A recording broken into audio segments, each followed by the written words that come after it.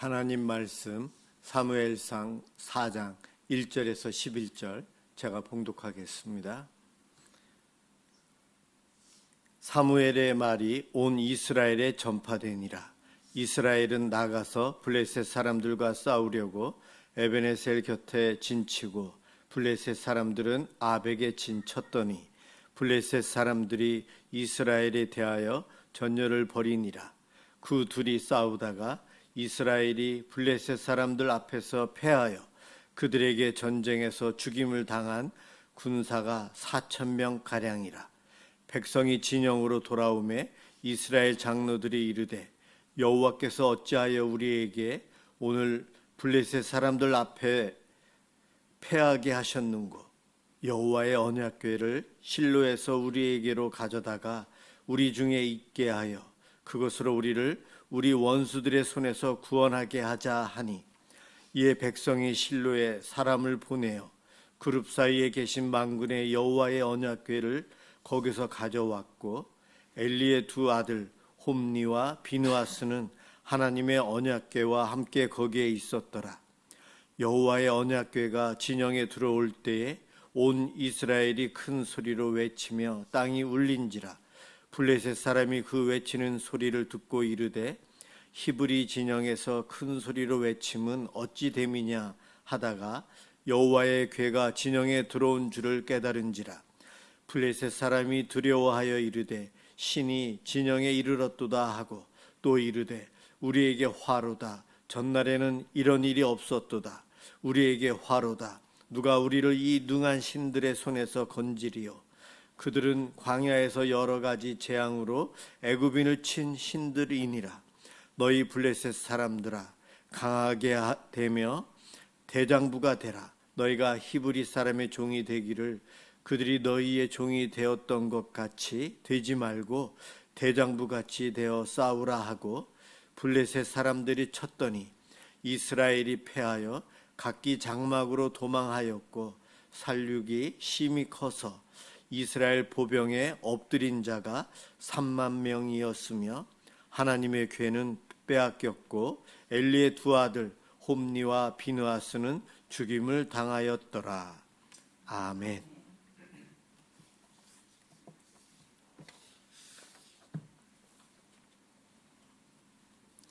우리를 패하게 하신 이유라는 제목으로 함께 은혜를 받고자 합니다.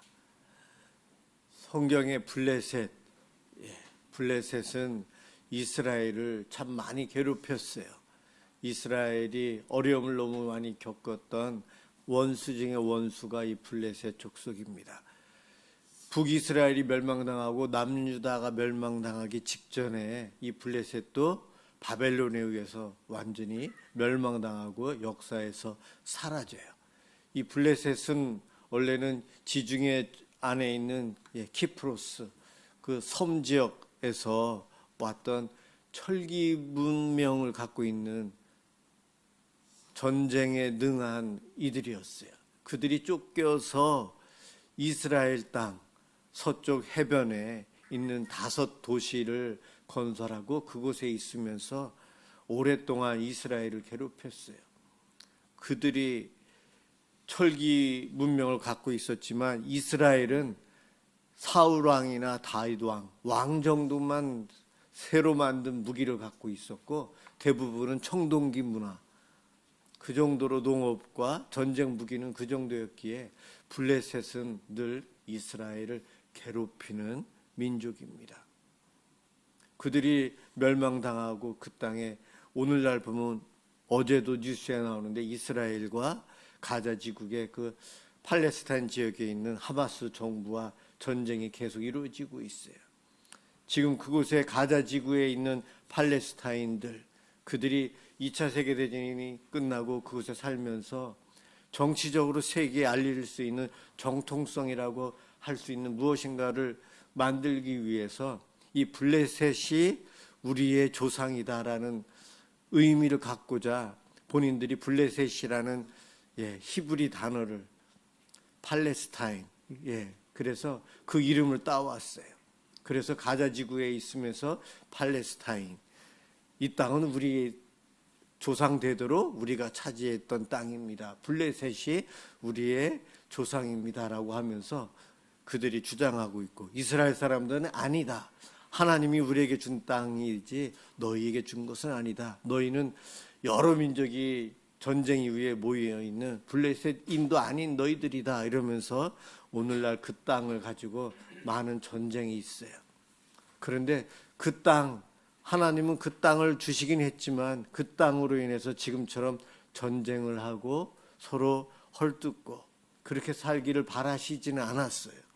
오늘날 저 지역이 왜 화약고가 되어서 이 전쟁을 끝없이 하는가? 오늘 이 본문과도 관련이 있어요. 저희하고도요.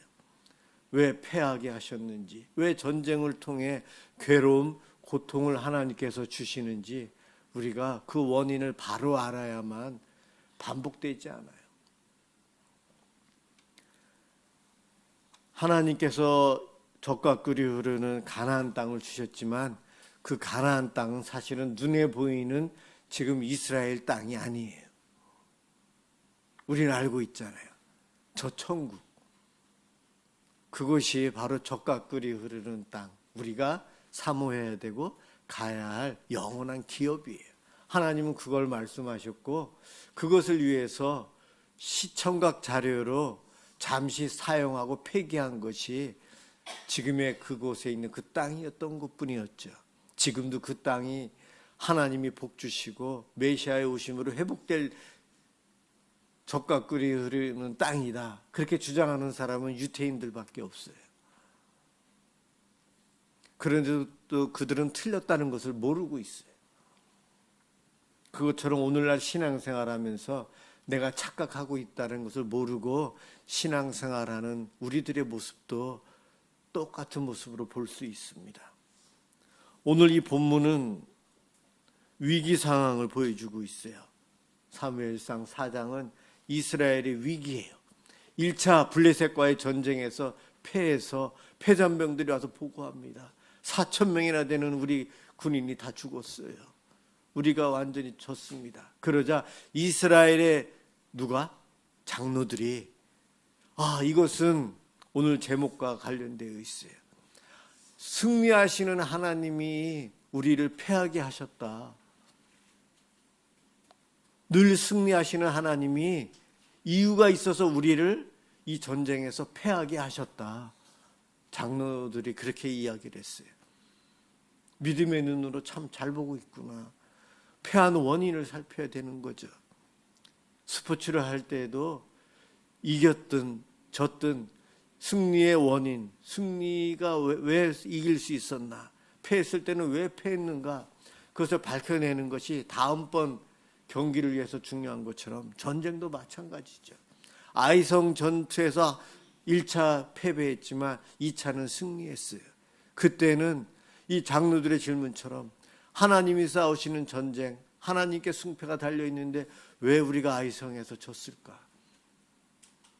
하나님께 묻고 구하고 바른 원인을 찾아내고 그것을 해결함으로 아이성 전투에서는 2차 전쟁에서는 승리했어요. 오늘 본문은 어떤가요? 원인을 잘못 해가지고 이번에는 3만 명이나 되는 이스라엘 군인이 죽어요. 2차 전쟁에서는요. 이 장로들이 이야기합니다. 주님께서 오늘 우리가 블레셋 사람에게 지도록 하신 까닭이 무엇일까? 3절에서 블레셋 군대가 강하기 때문에 우리가 진 것이 아니다. 우리에게 질 만한 이유가 있다.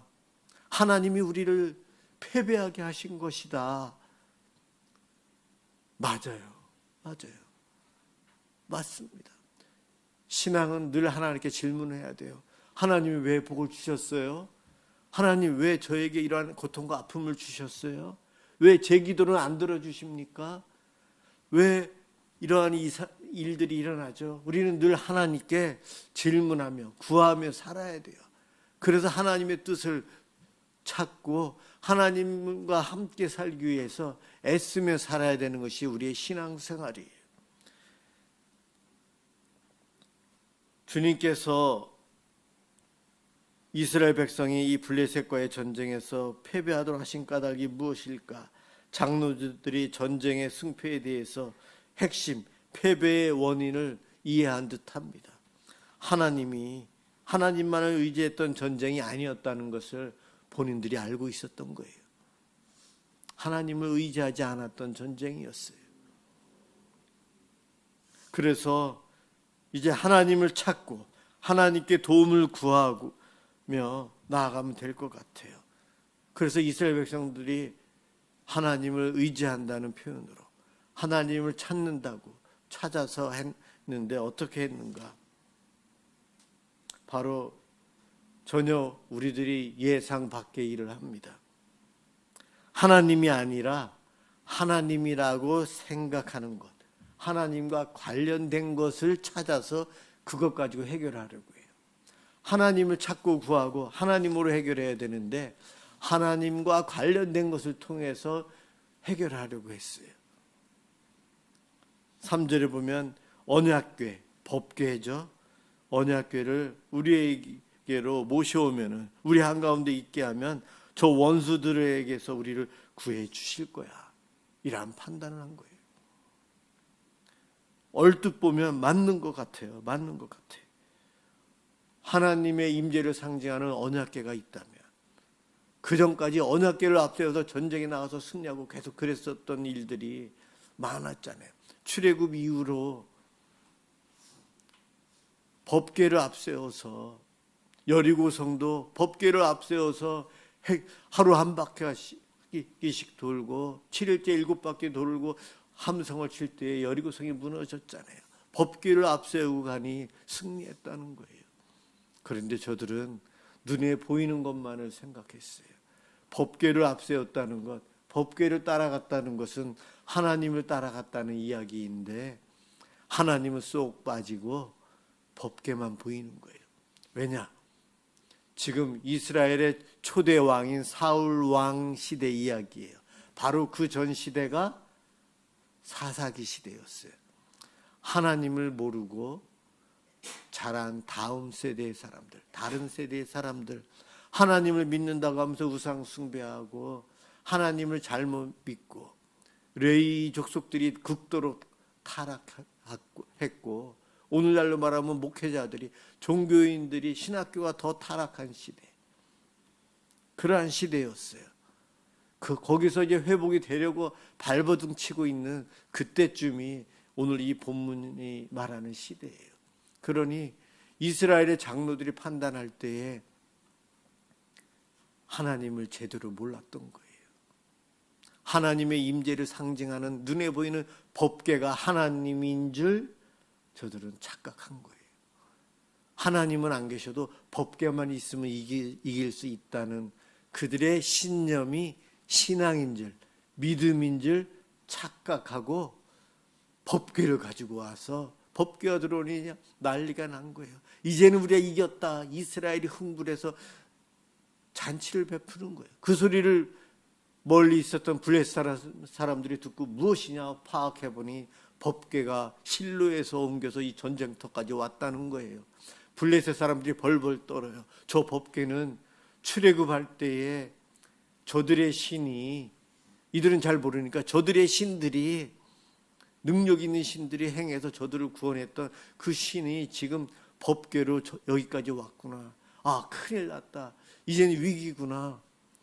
다음번 전쟁은 우리가 질 확률이 너무 높다. 그러면서 블레셋 사람들은 두려워하면서도 자기네끼리 똘똘 뭉쳐서 사나이답게 싸우자. 내 자녀들이 저들의 종이 되어서 노예로 사는 것 안 되겠다. 사나이답게 싸우자. 블레셋은 더 똘똘 뭉치게 되었고 이스라엘 사람들은 허황된 믿음 속에 법궤가 있으니 우리는 승리한 거야. 우리가 이긴 거야. 여리고성도 무너졌는데 저 블레셋 우리랑 싸워서 해결 안 돼. 우리가 반드시 이겨. 이것이 지금 양쪽의 분위기가 된 거예요. 그런데 여러분, 오늘 본문에서는 4절에 법궤가, 언약궤가 이스라엘 진영에 들어올 때 함께 따라온 사람들이 있었어요. 엘리의 두 아들 홈니와 비누아스가 함께하였다. 엘리 제사장이죠.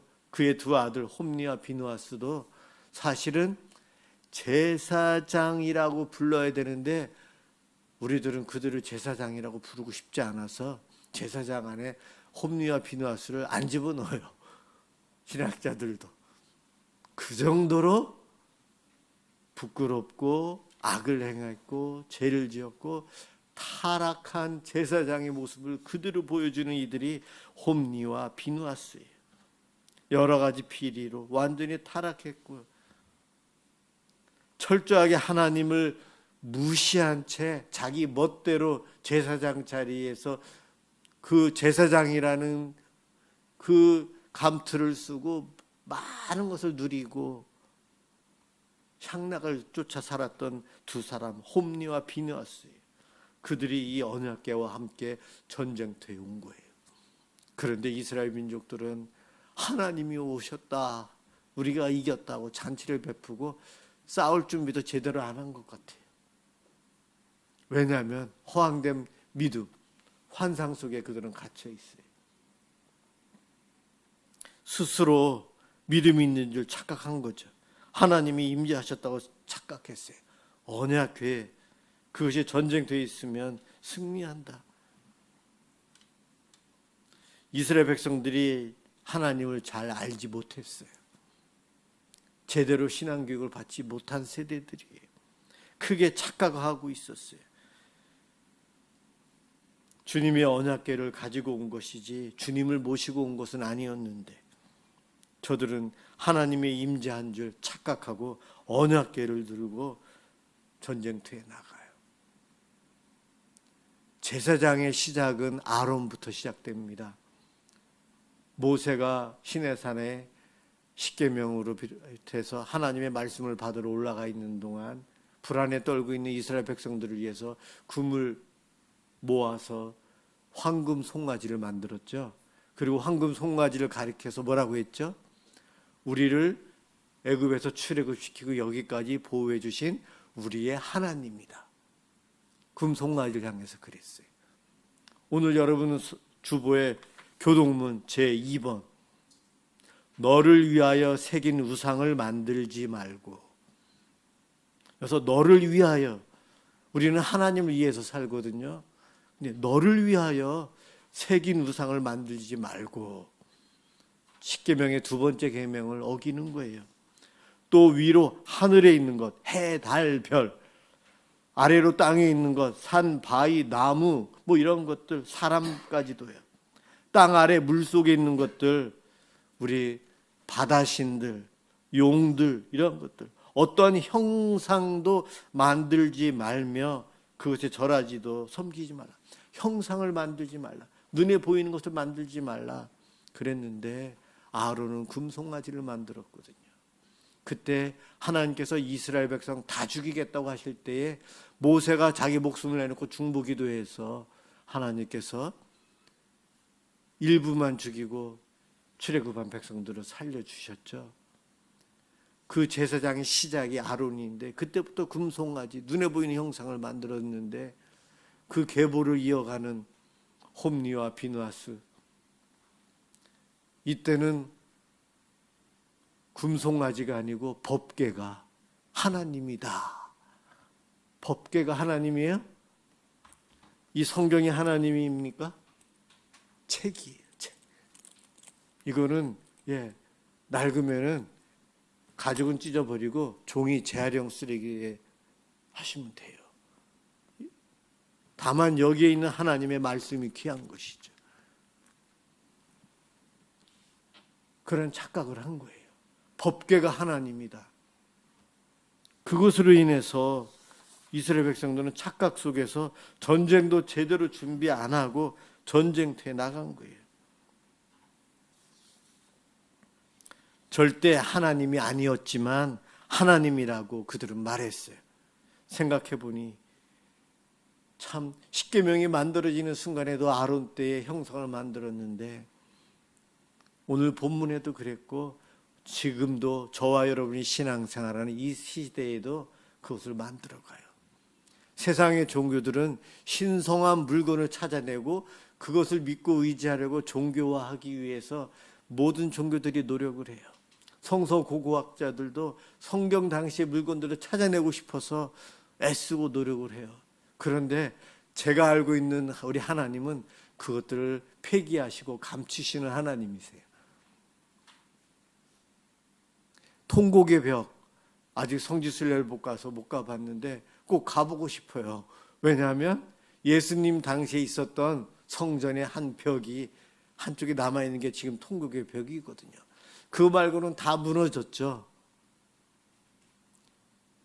저는 그것을 기념하기 위해서가 아니고 그때 당시 있었으니까 한번 가보고 싶어요. 인간에게는 이러한 욕망들이 있거든요. 그것이 좀 더 지나치면 그 벽이 하나님으로 바뀔 수가 있어요. 그거 조심해야 돼요. 성경 원본이 남아있더라면 그것이 하나님이 되었을 거예요. 그것을 섬기기 위해서, 그것을 뺏고 빼앗기 위해서 전쟁이 일어날 거예요. 하나님은 성경 원본은 다 장례식으로 치러서 다 없애버렸죠. 그래서 원본이 안 내려오고 카피본만 내려오고 있어요. 법궤가 어느 순간에 없어졌는데 하나님께서 의도적으로 없앴다고 생각합니다. 영화 인디아나 존스에서 예수님이 마셨을 잔, 성배 다 없앴죠. 하나님께서. 예수님께서 죽으실 때에 입으셨던 세마포 옷, 지금 천주교에서는 이것이 그때 당시에 예수님 것이라 해서 전시해 놓았지만 많은 이들이 다 가짜다라고 이야기를 해요. 그렇지만 그것을 신성시하려고 눈에 보이는 형상을 하나님으로 만들고 싶어하는 인간의 죄성이 있어요. 그래서 하나님은 제2계명에서 형상을 만들지 말라.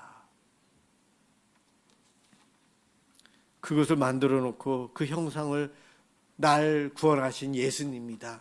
세상을 창조하신 하나님이다. 우리가 믿게끔 하는 것이 사단의 전략이고 우리의 죄에 오염된 우리의 악한 습성이 그래요. 그래서 하나님은 그것을 의도적으로 없애셨어요. 그런데 인간들은 그것을 눈에 보이는 것을 만들어내려고 하고 그것을 믿으려고 해요.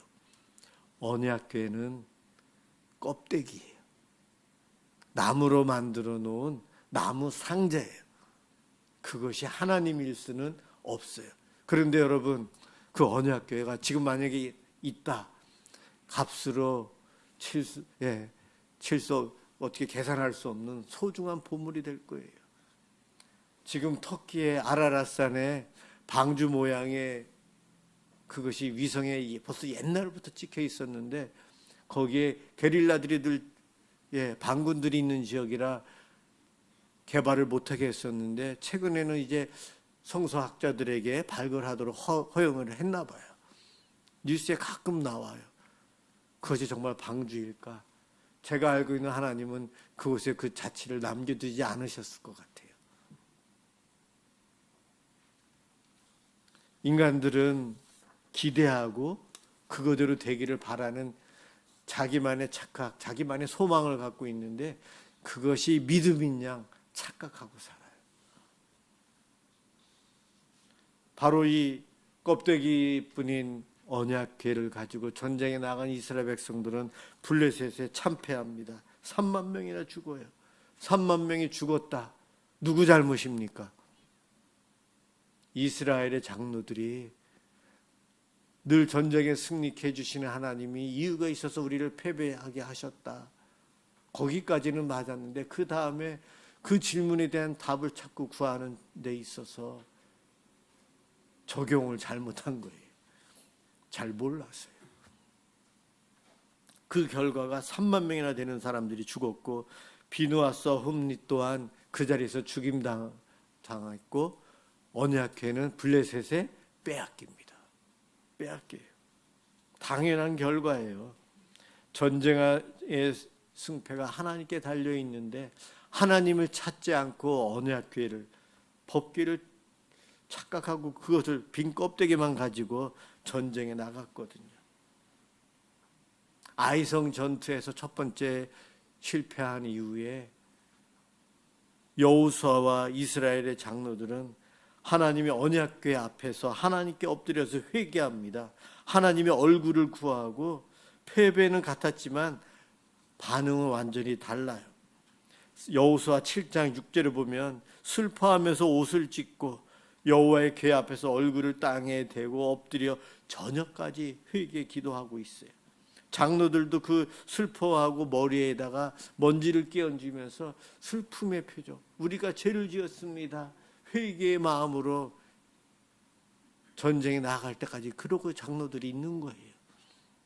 잔치를 하고 있는 것이 아니고 그러고 있어요.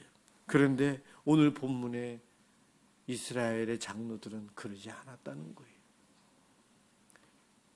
여호수아와 같은 마음, 그런 것을 찾아볼 수가 없는 거죠. 그저 자기 소견에 옳은 대로 행했고 하나님을 무시하고 자신들 멋대로 행동했던 그러한 시대, 하나님은 잘 모르고 하나님에 관련된 것들에만 집중하며 살아가는 잘못된 모습이에요.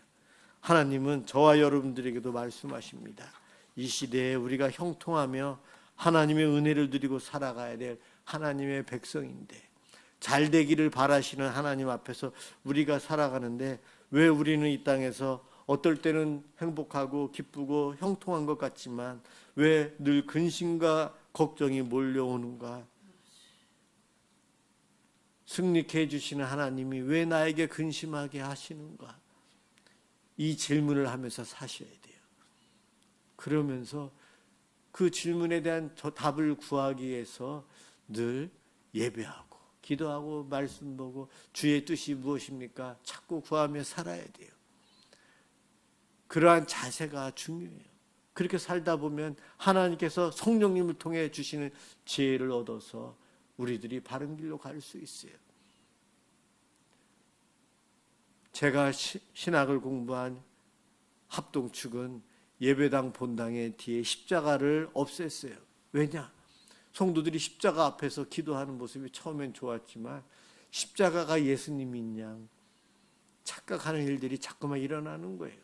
그래서 예배당 안에 강대상 뒤에 십자가를 공식적으로 놓지 말자라고 회의를 한 거예요. 다른 곳에는 십자가를 둬도 되는데 목사 뒤에 십자가를 두지 말자는 거예요. 우리 옛날에는 이 강대상에 청소 담당하는 여전도의 회장님만 올라와서 청소할 수 있었어요. 말씀을 선포하는 거룩한 단이라고. 여성도는 대표기도 하러 여기 못 올라오고 장로님은 올라오는데 여성도님, 전도사님은 저쪽에 따로. 참 이런 것들이 우리가 착각하고 하나님을 잘 몰라서 하는 그런 것들이. 지금은 천국에 가셨지만 제가 자란 교회 목사님은 주일을 안식일처럼 지켜야 된다고 생각하셔서 주일날 아무것도 못하게 하셨는데 주중에는 열심히 공부하라고 토요일날 교회 학생들이 보이면 야단 맞았어요. 토요일까지는 열심히 일하고 공부하고 다만 주일날은 공부도 하지 말고 예배 드리고 쉼만 가져라 그러셨는데, 그런데 쿨피스 여러분 그게 여름에는 상해요. 그래서 성가대 간식 아침에 온 성가대 먹으려면 토요일날 저녁 때쯤 교회 지하에 물에다가 잘 넣어놔야만이 덜 상하거든요. 토요일날 교회 잠깐 왔다 갈 때 담임 목사님은 눈에 안 띄려고 숨어 다니고 그랬던 기억, 추억으로 남는데, 그분이 철저히 말씀대로 살려고 노력을 했던 것은 굉장히 귀한 믿음이지만 그분은 주일을 너무 안식일 개념으로 잘못 지켰구나, 그거는 알아요. 저와 여러분도, 저도 그렇고요, 신앙생활하면서 내 착각 속에, 내 열심 속에 잘못 신앙생활하는 부분들이 있어요. 그런 것들을 우리는 찾아내서 깨트려야 돼요. 내 마음 속에서 내 마음 편하도록 하려고 내가 만들어 놓은 하나님을 대신하는 하나님이라고 착각하는 우상들을 만들어내면서 그곳에 열심히 하면서 살아가요. 그 사람이 교주가 되거나 훌륭한 목사 중에 한 사람이면 그것이 각 교회마다 퍼지게 돼요. 그러면 정말 안 좋아져요. 그렇습니다. 가정에서도 가장인 엄마인 내가 믿음 생활 열심히 하면서 내가 만든 하나님, 잘못 만들어 놓은 하나님이 자녀들에게 잘못 가르칠 수 있어요. 조심하면서 살아야 돼요. 여러분, 하나님을 찾고 구해야 되는데 마음을 다하고 뜻을 다하고 목숨을 다하여 하나님을 찾아야 되는데 내가 잘못 만들어 놓은 하나님을 다른 이들에게 강요하면 안 돼요. 나에게 내가 만들어 놓은 하나님을 내가 잘못 믿고 있으면서 남에게 강요하면 시각장애인이 내가 길을 인도하겠다고 해서 같이 구덩이에 빠지는 꼴이 돼요. 그와 같은 잘못을 우리는 하지 말아야 돼요. 목회자로서 또한 교회 중직자로서 우리가 조심해야 될 부분들이 거기에 있습니다. 신앙생활 열심히 하는 것 참 좋아요. 그런데 하나님을 바로 찾아야 되지 하나님과 관련된 것에 열심히 할 필요는 없다는 거예요. 하나님, 우리가 예배당에 와서 예배 드릴 때에 여러분, 이 예배가 어떠한 예배일까? 아이성 2차 전쟁이나 오늘 본문 2차 전쟁이나 똑같은 모습인 것 같은데 아이성에서는 완전히 승리했는데 오늘 본문의 전쟁에서는 3만 명이나 사람들이 전사해서 죽어요. 그 이야기는 우리가 똑같은 모습으로 신앙생활하지만 내가 잘못 만들어서 잘못 믿고 신앙생활하면 3만 명이나 되는 사람이 죽음 당할 수 있다는 거예요. 내가 그만큼 더 어려움 당할 수 있다는 거예요. 첫 번째 어려움은 4천 명이 죽었지만 그것을 잘못 깨닫고 잘못 적용해서 3만 명이나 죽는 일, 더 큰 어려움 당할 수 있어요. 더 큰 근심이 나에게 또 올 수 있어요. 여러분, 믿음 생활하면서 하나님을 찾고 구하는 데 있어서 똑같은 방법은 없고 한 가지 방법만 있는 것도 아니에요. 내 마음이 참 중요하고 바른 하나님을 찾기 위해서 스스로를 회개하면서 하나님의 도움을 구하면서 나아가야 돼요. 오늘 본문에 있는 성도들보다 우리는 더 유리합니다. 왜냐하면 성령님, 지혜의 성령님이 계시기에 우리는 더 수월하게 하나님의 뜻을 찾을 수 있어요. 성령님 도움 늘 구하면서 바른 것을 찾고 바른 믿음 생활함으로 어려움이 아닌 하나님께서 주시는 놀라운 복과 은혜를 누리고 살아가는 저와 여러분들 되시길 주님의 이름으로 축원합니다. 기도하겠습니다. 사랑의 주님, 감사합니다. 우리에게 구원을 주시고 참 하나님을 바로 믿을 수 있도록 은혜 주시니 감사합니다. 하지만 저희들이 어리석어서 내가 만든 하나님을 나에게 강요하고 누구에게 강요하고 있지는 않습니까? 나의 간절한 소망이, 나의 확신이 바른 믿음을 버리는 것이 될 수도 있는데 주님, 어리석은 우리들 늘 깨어지게 해주시고 하나님의 말씀으로 성령님이 주시는 지혜로 날마다 새로워지게 하여 주셔서 하나님을 바로 찾고 하나님을 바로 의지하며 살아가는 저희들 되게 도와주옵소서. 하지만 하나님, 어리석어서 우리가 늘 바른 것을 찾을 수는 없습니다. 비록 잘못된 것을 선택할 때에 하나님 우리의 실수를 깨닫게 해주시고 바른 길로 갈 수 있도록 주님 도와주옵소서. 감사합니다. 예수 그리스도의 이름으로 기도드립니다. 아멘.